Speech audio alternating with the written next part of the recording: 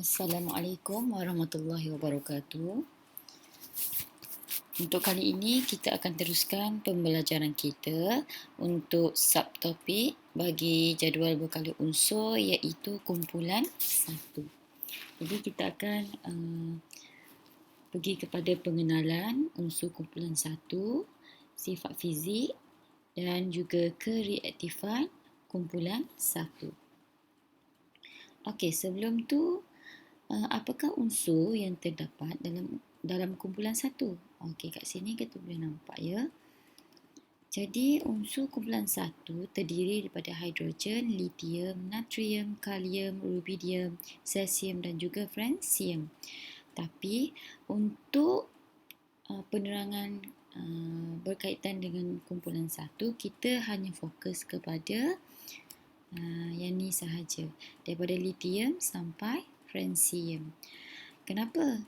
Kerana hidrogen ni dia berada dalam bentuk gas, ya. Tapi litium hingga francium, unsur ni adalah unsur logam, iaitu logam alkali. Okey, kita terus masuk kepada pengenalan unsur kumpulan 1. Jadi kumpulan 1 ni, unsur yang terdapat dalam kumpulan 1 dikenali sebagai logam alkali. Kenapa logam alkali? Okey, nanti kita tengok sifat kimia dia. Kenapa kita panggil logam alkali sebenarnya? Semua unsur kumpulan 1 mempunyai satu elektron valence. Bila dia ada satu elektron valence, dia semua unsur kumpulan 1 ni menunjukkan sifat kimia yang sama. Bila soalan tanya kenapa bagaimanakah sifat kimia bagi unsur kumpulan 1, jadi sifat kimia unsur kumpulan 1 adalah sama kerana semua unsur kumpulan 1 mempunyai satu elektron valence. Yang menentukan sifat kimia dia, maksudnya unsur ni boleh bertindak balas dengan apa adalah elektron valence dia. Sebab yang keluar, yang dilepaskan daripada satu atom tu adalah elektron valence. Okey. Jadi semua logam alkali adalah sangat reaktif ya. Okey. So jadi logam kumpulan 1 ni perlu disimpan dalam minyak parafin. Parafin macam ni ya. Jadi kita letak dalam botol reagen ni, botol kedap udara lah, botol, dan kita isikan minyak parafin dalam ni. Sebab kenapa kita kena letak simpan dalam minyak parafin? Supaya unsur ni, logam-logam kumpulan 1 ni tidak bertindak balas dengan oksigen atau udara. Wap air dalam udara. Wap air ni H2O. Jadi kalau kita tak simpan dalam minyak parafin, memandangkan logam alkali ni sangat reaktif, jadi tindak balas akan berlaku. Jadi terhasilnya letupan. Bahayalah. Logam-logam ni juga berbentuk pepejal pada suhu bilik. Jadi kita boleh nampak ketul-ketul kan. So dia dalam keadaan pepejal. Jadi walaupun kita panggil dia logam, tapi nampak tak kat sini? Kita boleh potong dia. Ni forceps, kita pegang dengan forceps. Tak boleh pegang tangan sebab dia boleh bertindak balas dengan air. Tapak tangan kita ada air kan, ada wap air sikit-sikit tu. Jadi kita boleh potong logam ni. Walaupun dia logam, tapi dia adalah logam yang sangat lembut. Sebab tu dia reaktif. Dia logam yang lembut yang reaktif. Kita boleh potong dia. Potong ni bila kita nak lakukan eksperimen lah. Okey. Jadi sifat fizik yang pertama, kita tengok sifat fizik unsur kumpulan 1 yang pertama. Semua pepejal ni, kalau kita boleh nampak kat sini, semuanya berwarna kelabu. So dia adalah pepejal kelabu dengan permukaan yang berkilat. Tengok ni, berkilat. Kan cantik je, tapi dia warna kelabu lah. Semua warna kelabu. Yang ni kita simpan dalam tiup sebab rubidium dia berada di paling bawah kan. So dia sangat reaktif. Dia berada di bawah. Jadi dia sangat reaktif, jadi kita letak dalam tube terus. Okey. Jadi sifat fizik yang kedua, kita lihat kepada ketumpatan. Jadi ketumpatan logam kumpulan satu ni adalah lebih rendah berbanding dengan logam lain. Logam lain ni contohnya cuprum, ferrum. Ferrum tu besi kan? Maksudnya kalau kita banding ketumpatan logam kumpulan satu dengan logam lain, dia lebih rendah. Tetapi apabila kita bandingkan ketumpatan litium, natrium, kalium, ataupun yang ni, tengok yang ketiga ni, apabila menuruni kumpulan, ketumpatan logam alkali bertambah. Kalau kita banding sama-sama dia, ketumpatan bertambah. Tapi kalau kita banding secara overall lah, logam kumpulan satu dengan logam lain, contohnya cuprum, plumbum, ferrum, logam lain, dia lebih rendah dari segi ketumpatan dia. Ketumpatan litium, natrium dan kalium, ni tiga yang teratas ni, ketumpatan dia lebih rendah berbanding air. Jadi bila kita letak atas permukaan air, dia akan terapung sebab dia lebih rendah berbanding air. Tengok 0.86. Kalau air, ketumpatan air adalah 1. Jadi 3 ni lebih rendah. Jadi dia akan terapung di atas permukaan air.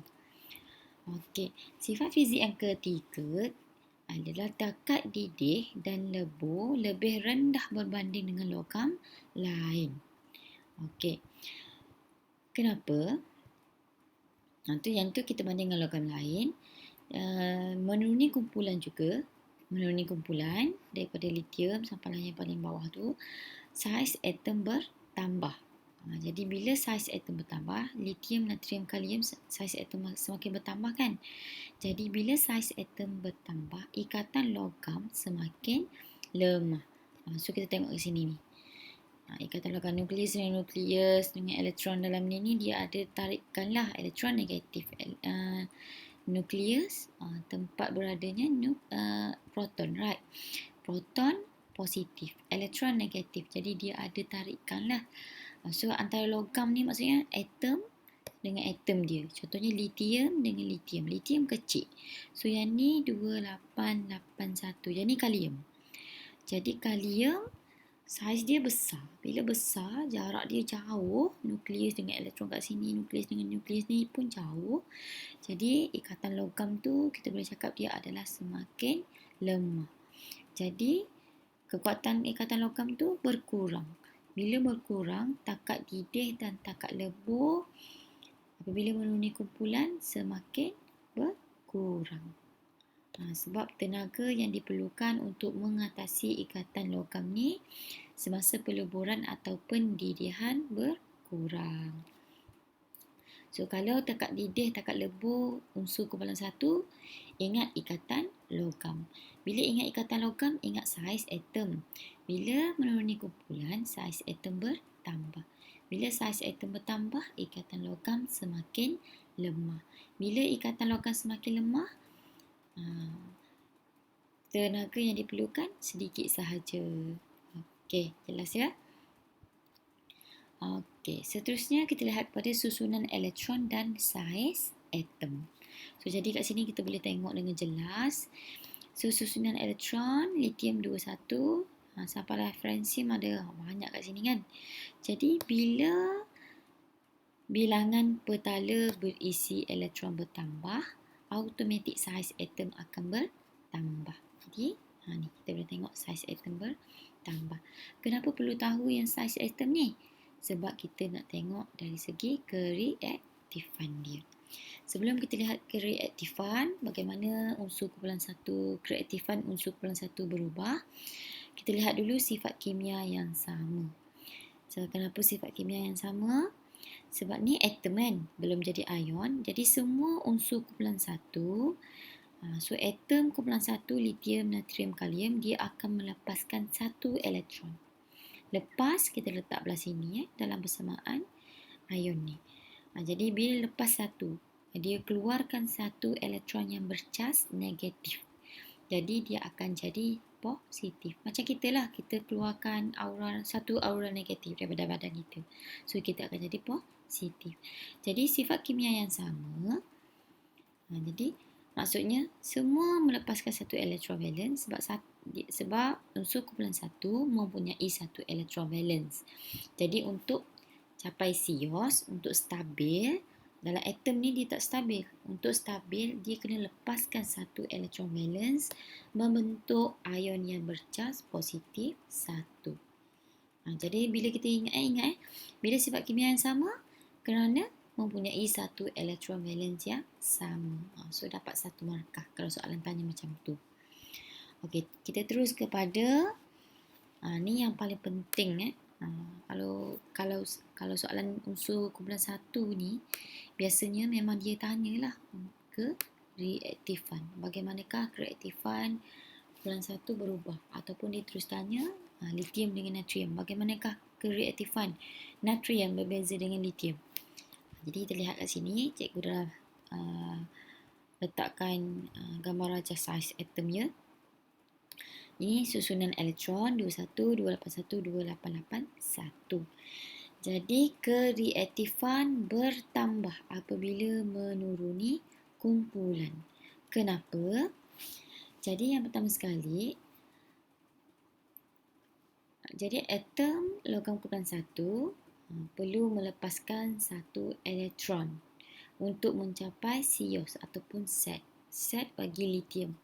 Sios ni susunan elektron oktet yang stabil. Ni untuk kita mudah ingatlah. Kalau set, susunan elektron duplet yang stabil. Okey. Jadi kenapa kereaktifan bertambah? Sebab yang pertama adalah saiz atom bertambah. Bila bilangan petala berisi elektron bertambah, saiz atom akan bertambah. Apabila saiz atom bertambah, kekuatan nukleus ataupun daya tarikan nukleus dengan elektron valence. So ni nukleus kan. Nukleus bercak positif. So daya tarikan nukleus dengan elektron valence ni jauh kan. Bila jauh, daya tarikan tu lemah. Tapi yang ni dekat kan. Dekat je dengan nukleus. Jadi bila dekat, daya tarikan antara nukleus dengan elektron valence kuat. Kalau ni lemah sebab jauh. Jadi bila untuk kita lihat tindak balas tu berlaku kan. Kereaktifan ni maksudnya dia reaktif tak untuk sesuatu tindak balas tu berlaku. Jadi semakin mudah dia lepaskan satu elektron ni untuk jadi K+ kan. Contohnya yang ni lebih reaktif sesuatu atom tu. Kalau yang ni daya tarikan antara nukleus dengan elektron valence kuat. Jadi bila kuat, elektron sukar untuk dilepaskan. Maksudnya dia payah untuk jadi positif 1 untuk berlakunya tindak balas. Jadi dia kurang reaktif berbanding yang bawah ni. Jadi apabila menuruni kumpulan, kereaktifan bertambah. Ni contoh, ni kita boleh buat kesimpulan lah. Menuruni kumpulan daripada lithium, natrium, kalium, rubidium, kereaktifan meningkat. Cikgu ambil 4 je dulu. Tapi kalau dia selebihnya tu samalah pattern dia kan. Okey. Jadi kita terus lihat kepada contoh soalan. So yang ni penting, selalu ditanya dalam exam. Penting kita star sikit. Star. Jadi soalan macam ni je. Bandingkan kereaktifan antara unsur X dan Y. Soalan biasanya dia tak guna nama unsur yang sebenar. Dia guna, kita panggil huruf kan. Huruf ni yang diwakilkan dengan X dan Y. Jadi dia bagi nama proton. Jadi kita boleh buatlah yang so yang ni 281. Payah pula nak buat titik ni. So yang ni 2881. Jadi kita tahulah yang ni berada di bawah kan. Yang ni berada di atas bagi kumpulan 1. Jadi untuk explanation, jawapan, kita tak perlu cakap apabila menuruni kumpulan. Tak perlu jawab macam tu. Kita terus straight to the point. Kita cakap, kita bandingkan terus X dan Y. Jadi kita jawab dulu. Y lebih reaktif berbanding X ataupun daripada X. Lepas tu poin yang kedua, saiz atom. Penting Dan kena sebut saiz atom. Bila saiz kita merujuk kepada atom, tak boleh guna perkataan unsur. Jadi poin yang kedua, saiz atom Y lebih besar daripada atom X. Lepas tu daya tarikan. Daya tarikan antara nukleus dengan elektron valence. Bila sebut daya tarikan mesti lemah ataupun kuat. Jadi kita sebut pasal Y kan kat depan ni. Jadi daya tarikan antara nukleus dengan elektron valence bagi atom Y lebih lemah. Okey, jadi atom Y lebih mudah untuk melepaskan elektron. Jadi dapatlah 4 markah. Senang sahaja. So poin yang pertama adalah bagi tahu dulu yang mana lebih reaktif. Lepas tu saiz atom. Kalau sebut bilangan bertala boleh tak? Biasanya dalam skema dia nak saiz atom Y lebih besar. Dia utamakan yang ni. Kalau cakap bilangan bertala tu bergantung pada skema, boleh bagi markah ke tak. Biasanya memang kita ambil saiz atom. So take note Lepas tu daya tarikan, kena detail nukleus dengan elektron valence. Lepas tu lebih mudah untuk melepaskan elektron. Okey, itu sajalah. Yang ni cikgu akan masukkan untuk penerangan video yang seterusnya. Okey, kita berhenti dekat yang kereaktifan ni sahaja. So ni kesimpulan bagi kereaktifan. Memenuhi kumpulan 1, kereaktifan meningkat. Okey, boleh. Okey, itu saja daripada cikgu. Cikgu harap semua dapat faham kereaktifan